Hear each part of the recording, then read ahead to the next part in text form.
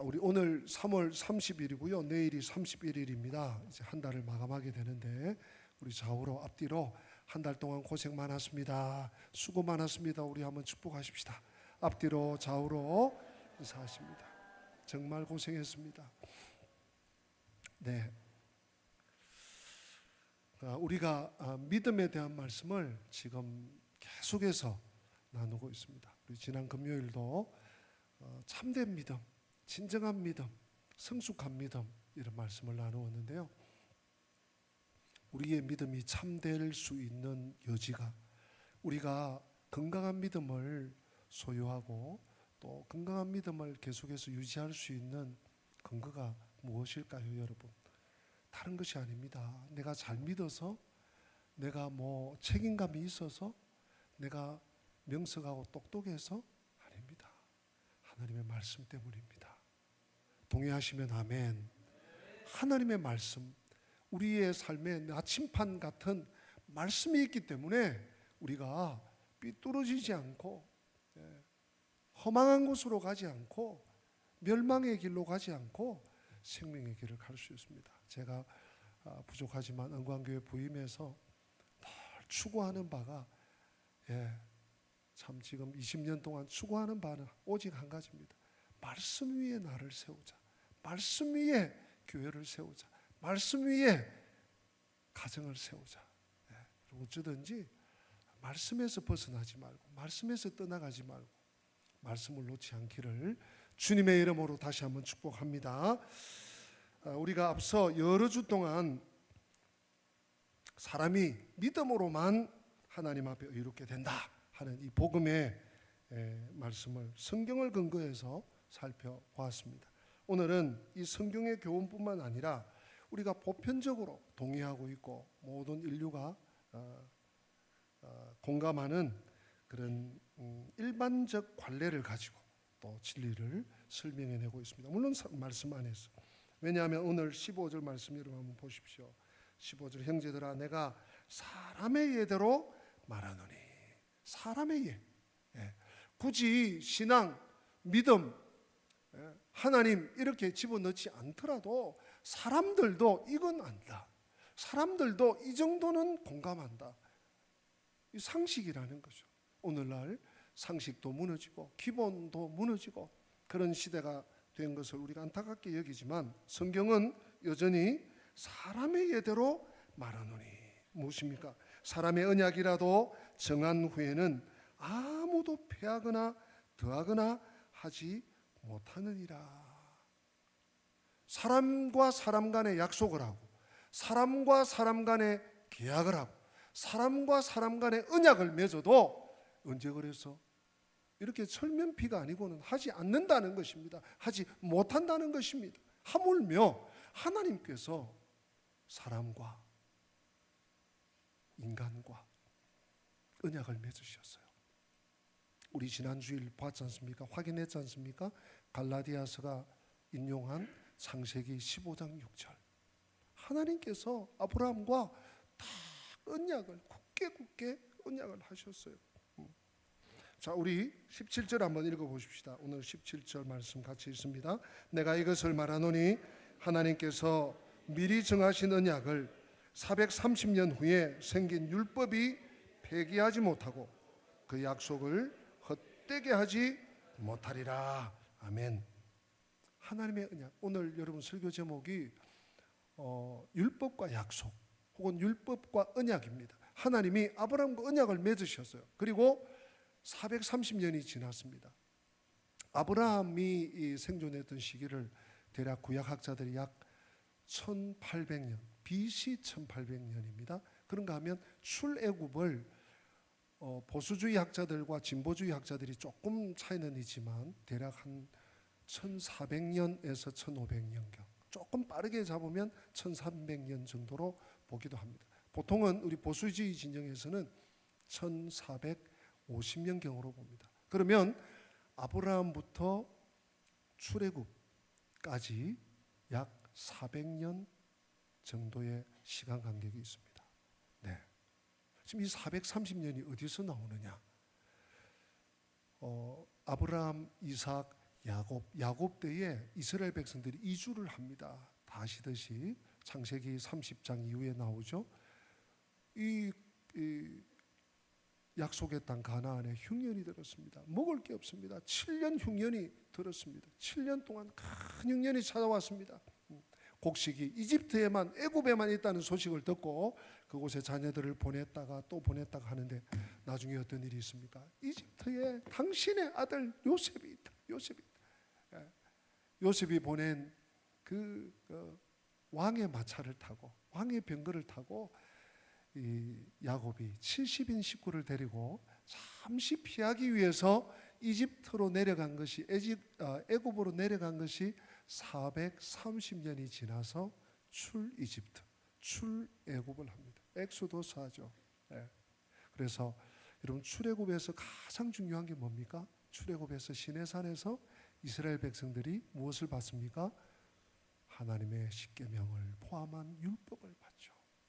오늘 17절에 다루고 있는 하나님께서 미리 정하신 언약을 430년 후에 생긴 율법이 폐기하지 못한다는 이 430년이 거기서 나온 430년입니다.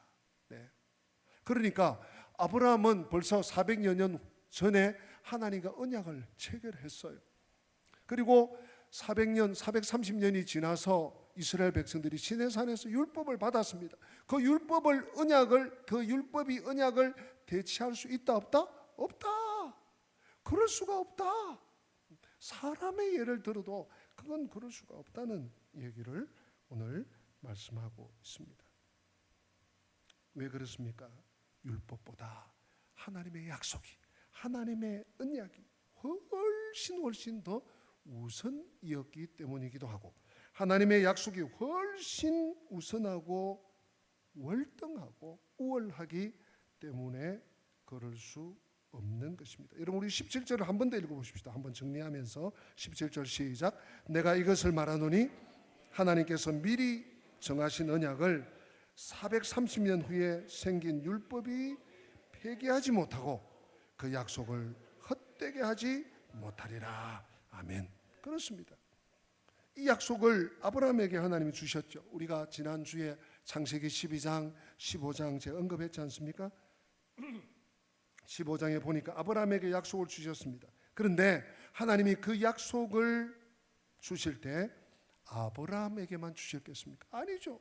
우리가 논리적으로 너무너무 잘 알고 있습니다. 상식적으로도 또 창세기의 흐름 속에서도 너무나 잘 알고 있습니다. 그런데 갈라디아서에서 명확하게 그것을 증거를 해내고 있습니다. 우리 16절 한번 읽어보십시다. 16절 시작. 이 약속들은 아브라함과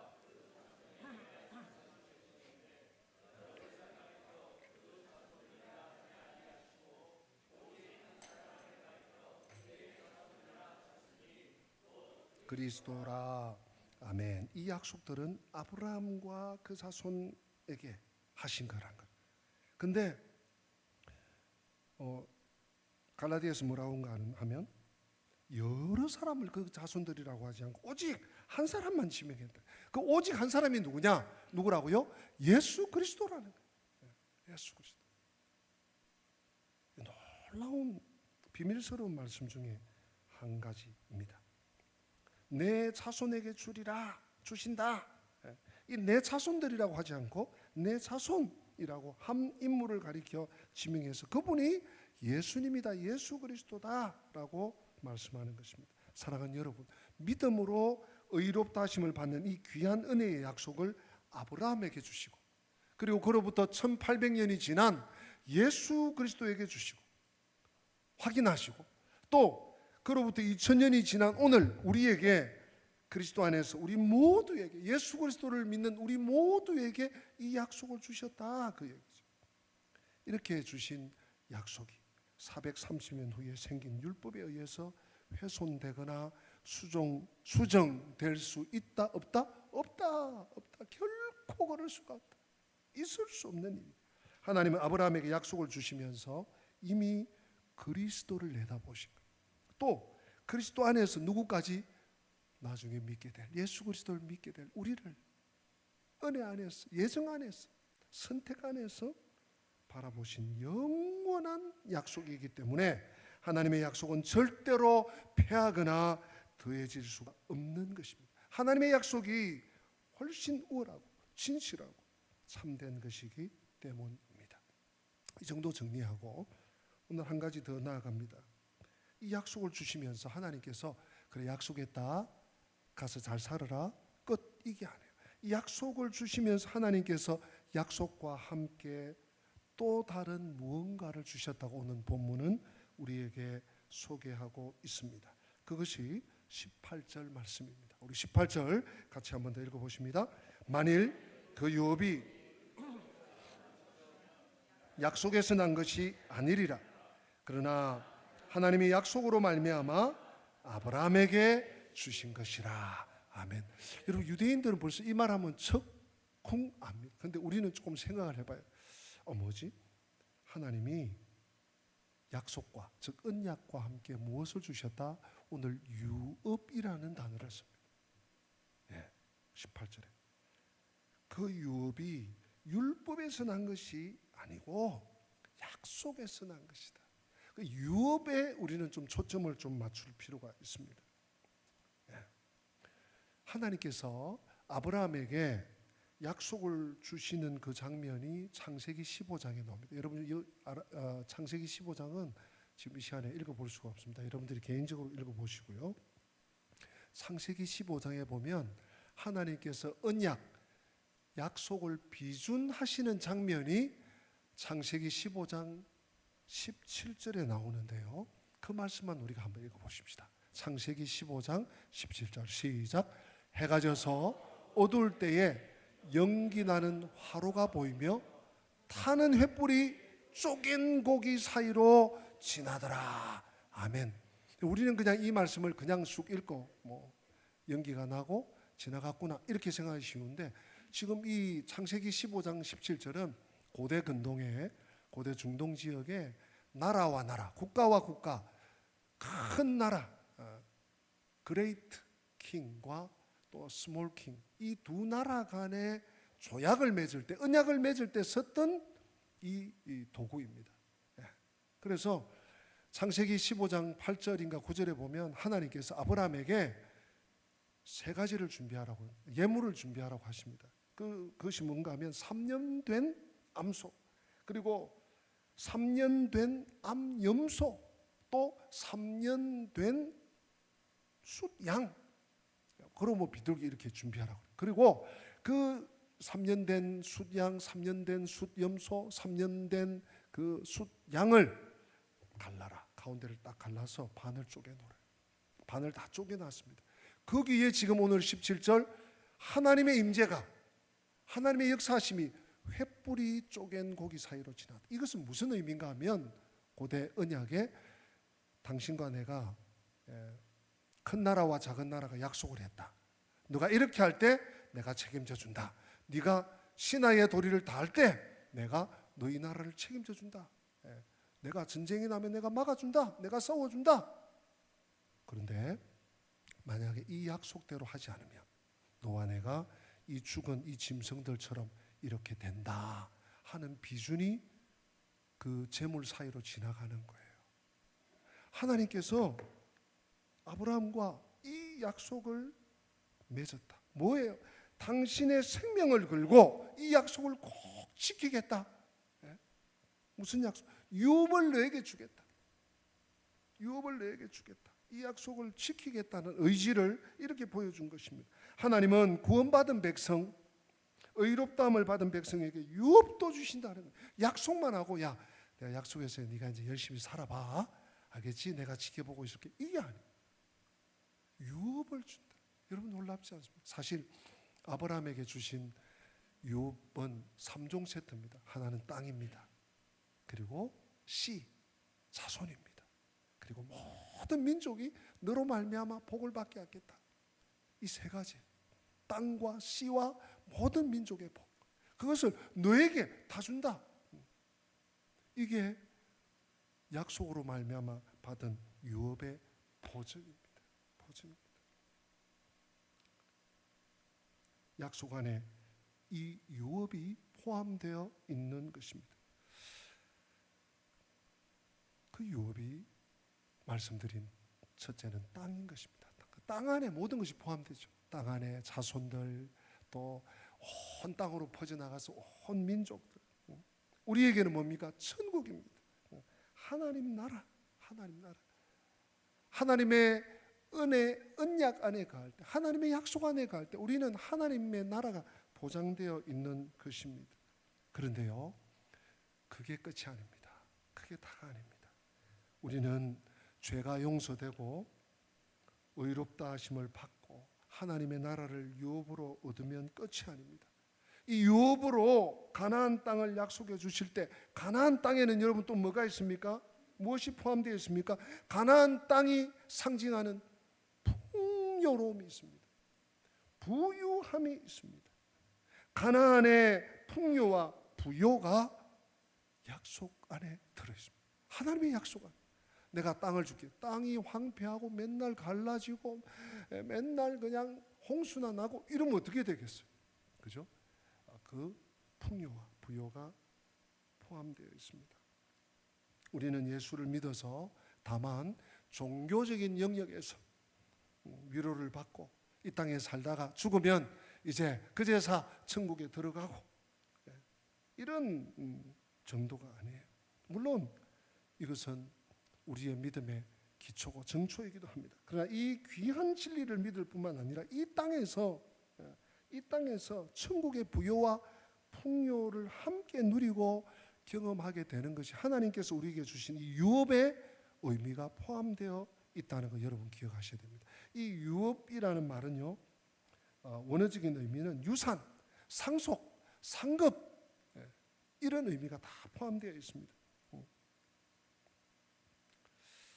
이 유업의 상급이 우리에게 있는데 이 부요와 풍요를 여러분 또 그렇다고 해서 단순하게 물질이 부유하게 되는 것, 돈이 많아지는 것, 또는 어떤 권력의 정점에 올라가는 것, 또는 이 세상에서 소위 잘 나가는 것, 이런 것 정도로 생각하시면 안 됩니다. 그런 것들은요 아주 작은 것들입니다. 아주 하찮은 것들입니다. 주님이 우리에게 주시는 풍요는 그 정도가 아닙니다.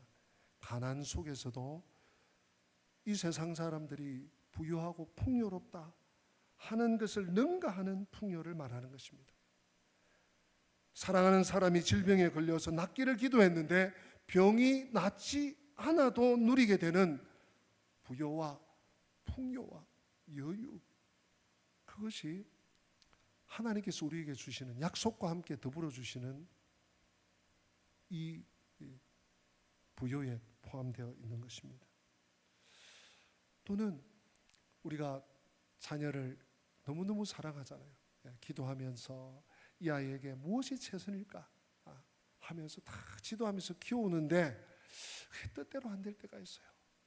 참 자녀들 때문에 어려움을 겪는 우리 식구들도 계시고 또 기도하는 식구들도 계시고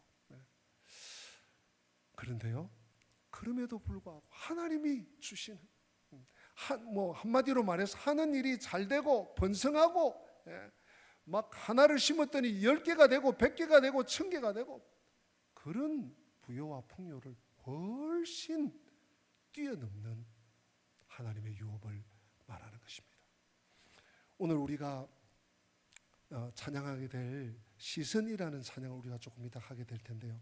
제가 몇 해 전에 이 시선이라는 찬양을 작사하고 작곡한 김명선으로 제가 기억하고 있습니다. 이 찬양 사역자의 간증을 우리 식구들이 같이 들었어요. 몇 해 전 그 다니엘 기도회에 강사로 한번 섰어요.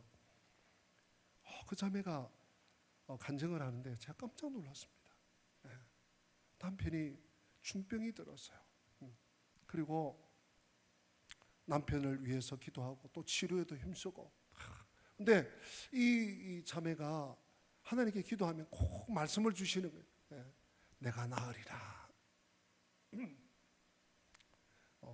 너가 살아나리라. 회복돼. 이런 말씀을 계속 주시는 거예요. 그래서 하나님께서 내 남편을 살려주실 건가 보다 하고 믿고 또 남편과 함께 기도하면서 막 했습니다.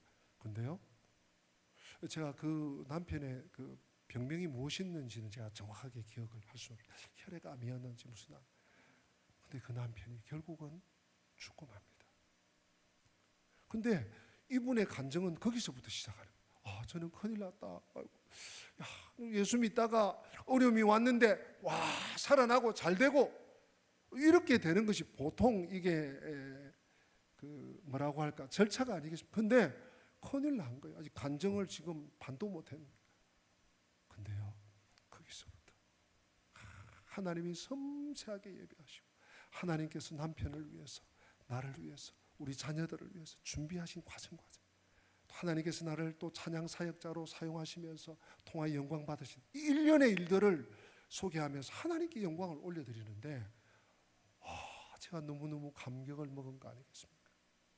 사랑하는 성도 여러분, 물론 우리가 이 땅에서 부요를 누리고 풍요롭고 부족함이 없고 쓰고 남고 그래서 남을 도와주고 귀하고 복되고 가치 있는 일 맞습니다. 그러나 성경이 말하는 오늘 갈라디아서 3장 본문 말씀이 우리에게 주고 있는 교훈은 무엇입니까? 그 모든 것을 훨씬 뛰어넘는, 그 모든 어려움과 나를 강타하고 있는 그 모든 재난을 뛰어넘어서 주시는 부요와 풍요가 너에게 주어져 있고 약속되어 있다고 오늘 주님은 말씀하고 계십니다. 우리가 살아가는 이 땅에서 예수를 믿고 의롭다 하심을 받는다는 것은 그저 종교적으로 의롭다함을 받고 끝나는 것이 아닙니다. 여러분, 우리는 이 땅에서 참된 부요가 무엇인지를 경험합니다. 또 경험하게 될 것입니다. 우리의 작은 재능과 능력에도 불구하고 세상을 다 가진 사람들과 비할 수 없는 풍요가 우리의 믿음 안에, 하나님의 약속과 언약 안에 있습니다. 세상이 만들어내는 그 어떤 것이 아닙니다. 몸이 병들어도, 삶의 질고와 수고가 너무 무거워도 그 자리에서 하나님께서 나의 목자 되심을, 하나님께서 하나님만이 나의 구주 되심을 신뢰할 때 경험하는 부요와 풍요가 있다고 성경은 신구약을 넘나들면서 거듭 강조하고 말하고 있습니다. 사랑하는 여러분, 우리가 그 눈이 열려야 세상을 바르게 바라볼 수 있고 섬겨갈 수가 있습니다. 우리가 예수를 믿으면 우리의 죄가 용서되는 것은 말할 것도 없습니다. 우리가 의롭다 하심을 여김을 받는 것도 말할 것도 없습니다. 뿐만 아닙니다. 의롭다 여김을 인정함을 받아서 하나님의 은혜의 보좌 앞에 무시로 드나들 수 있습니다. 그러나 티끌 같은 인생 속에 하나님의 아름다움이 만들어지기 시작하는 것이 예수 그리스도의 십자가를 붙잡는 이 믿음으로부터 일어난다는 것이 복음의 영광이고 복음의 능력입니다. 질그릇같이 깨어지기 쉬운 이 인생, 이 연약한, 이 초라한 나 하나를 위해서 독생자 예수를 십자가에 못 박아 죽이기를 주저하지 않는 하나님이 주신 이 복음의 은혜가 바로 여러분 구원입니다. 세상은 아무리 가져도 만족할 수 없고 만족할 줄 모르지만 예수 믿는 성도는 세상 것과 비교할 수 없는 진정한 만족과 부요가 있습니다. 사랑하는 성도 여러분, 나에게 그 만족이 있습니까? 그 부요가 있습니까? 그 여벽이 있습니까? 그 여유가 있습니까? 여러분, 그래서 성도가 다르게 사는 것입니다. 우리가 뭘 쥐어서 뭐 믿는 구석이 있어서 아닙니다. 예수 안에, 예수님 생명 안에. 그래서 오늘 우리는 또 한 가지를 살펴야 합니다. 무엇인가 하면, 그러면 율법은 뭔가? 어떤 사람이 이런 질문을 합니다. 그렇다면 아니 약속 안에, 언약 안에 그 모든 것이 다 들어있으면 율법은 도대체 무엇 때문에 필요한가? 율법은 그럼 하나님께서 왜 주셨는가?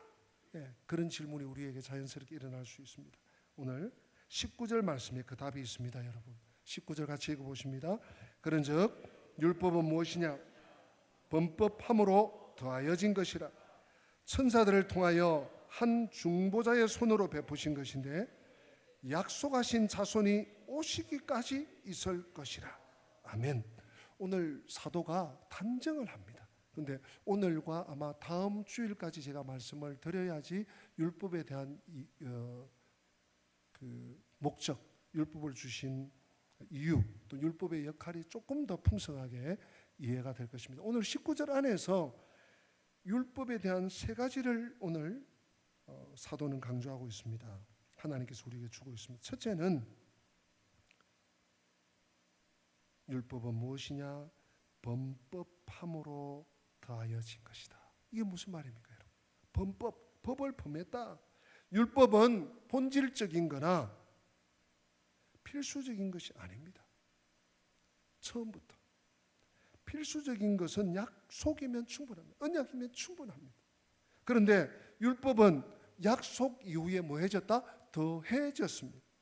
율법은 본질적인 것이 아니라 추가가 되었습니다. 왜요? 범법함으로. 이스라엘 백성들이 죄를 지어도 너무 많이 죄를 짓는 것.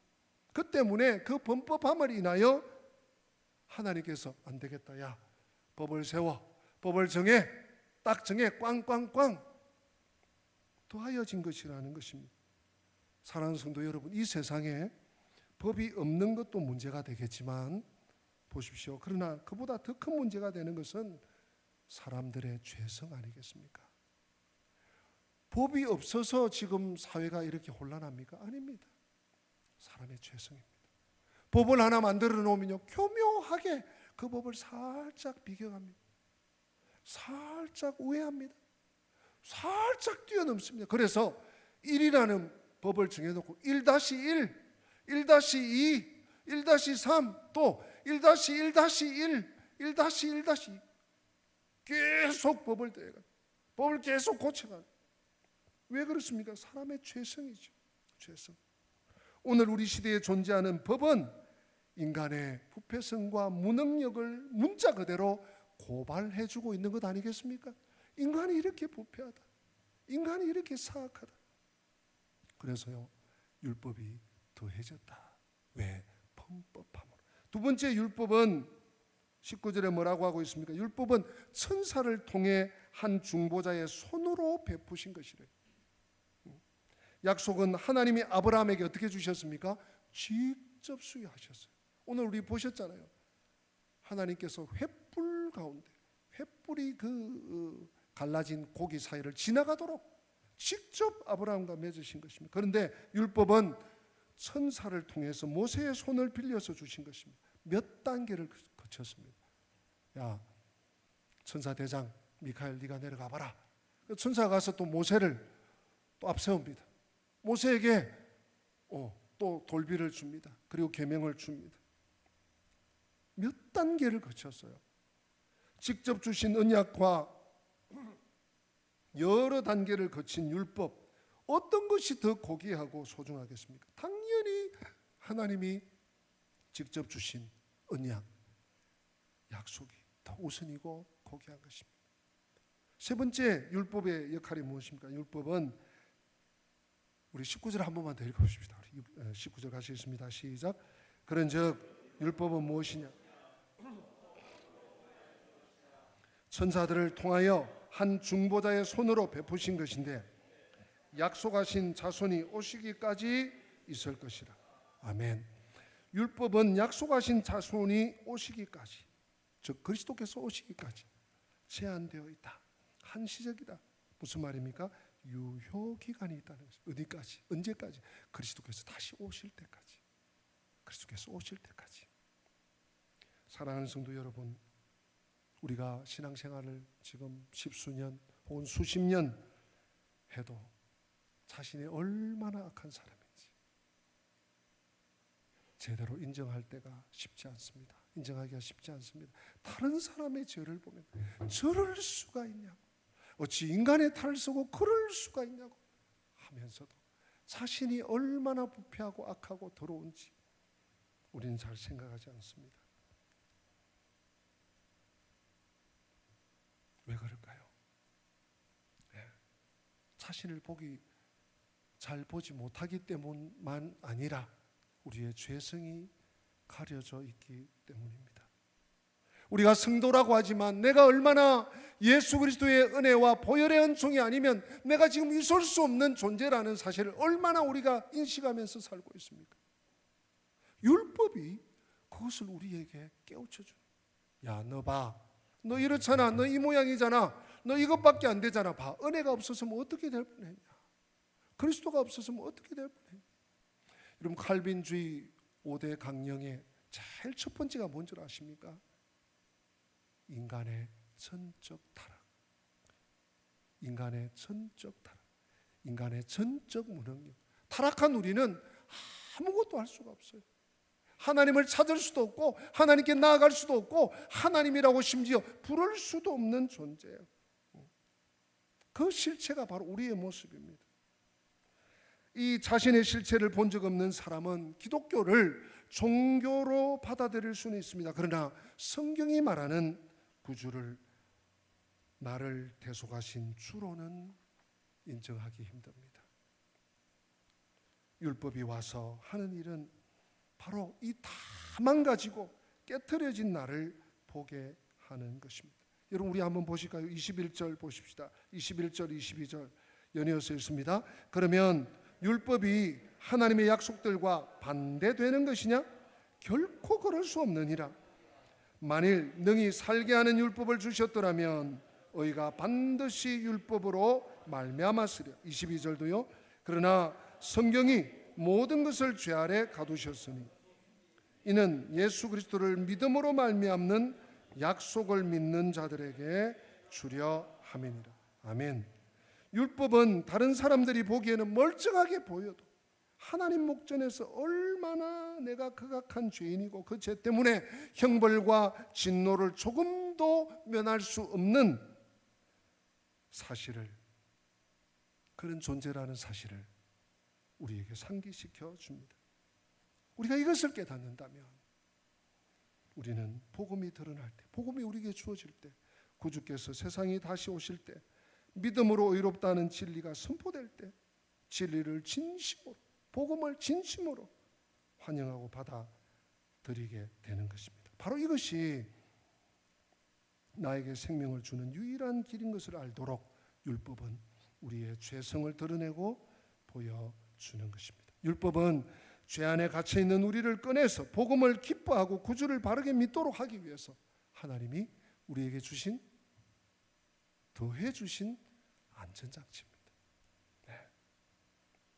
오늘 22절 바울이 마지막 절에 한 번 더 강조하는 거죠. 이는 예수 그리스도를 믿음으로 말미암는 약속을 믿는 자들에게 주려 함이라. 율법에도 너무 감사해야 돼요. 네. 하나님이 이렇게 안전장치를 나에게 주셨고 약속으로, 언약으로 충분한데, 완벽한데 내가 나의 이 무한한 죄성, 전적 무능력 때문에 하나님께 나아가지 못할까 봐 율법을 너 봐 이놈아, 너 봐 이 녀석아, 이런 존재잖아. 깨닫도록. 여러분, 그러므로 우리는요 바라봐야 될 분이 누굽니까? 예수밖에 없습니다. 예수만 바라보시기를 주님의 이름으로 부탁하고 축복합니다. 여러분, 상황이 어떻습니까? 괴롭습니까? 너무 힘듭니까? 너무 고달픕니까? 예수를 바라보시기 바랍니다. 우리 히브리서 12장 2절 우리 같이 한번 읽어보십시다. 믿음의 주요 또 온전하게 하시는 이인 예수를 바라보자. 그는 그 앞에 있는 기쁨을 위하여 십자가를 참으사 부끄러움을 개의치 아니하시더니 하나님 보좌 우편에 앉으셨느니라. 아멘.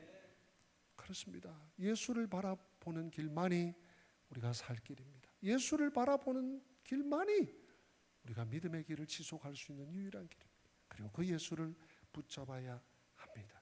히브리서 13장 8절 보니까 예수 그리스도는 어제나 오늘이나 영원토록 동일하시니라. 변함없으신 천지 우주 만물이 개벽을 하고 세상의 모든 것이 변질되고 뒤집어져도 변함없는 예수, 예수를 바라보고 예수를 붙잡고 예수님만 따라가는 참된 복음의 사람, 믿음의 사람, 성숙한 믿음의 성도들 한 분 한 분 되시기를 주님의 이름으로 축복합니다. 우리 다 함께 기립하시겠습니다. 네, 몸이 불편하신 분들은 자리에 앉아서 찬양하셔도 되겠습니다. 내게로부터 눈을 들어 주를 보기 시작할 때 주의 일을 보겠네. 내 작은 마음 돌이키사 하늘에 꿈꾸게 하네. 주님을 볼 때. 우리 시선이라는 찬양인데요, 가사의 뜻을 음미하면서 찬양하겠습니다.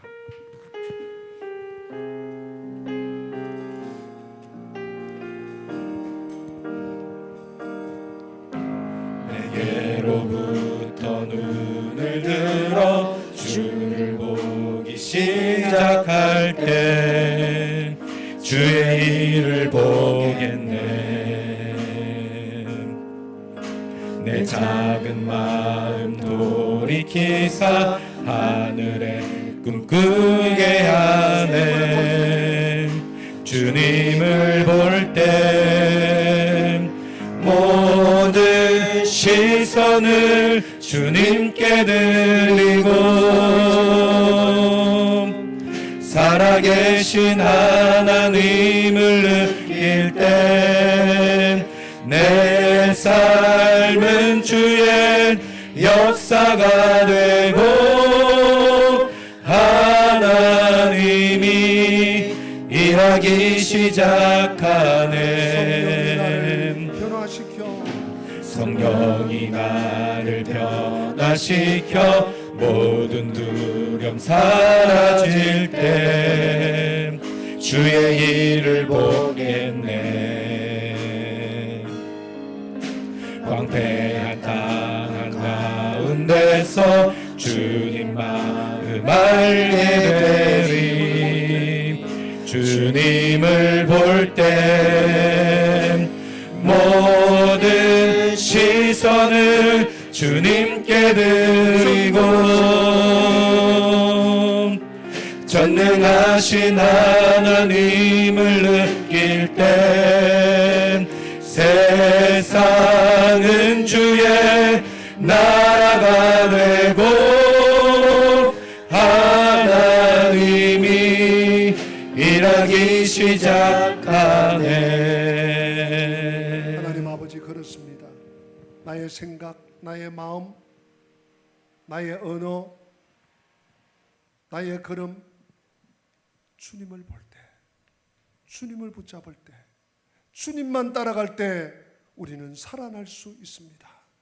주님만을 의지하고 주님 말씀만을 붙잡고 달려갈 길을 달려갈 때 우리는 참된 믿음의 길을 갈 수 있음을 고백합니다.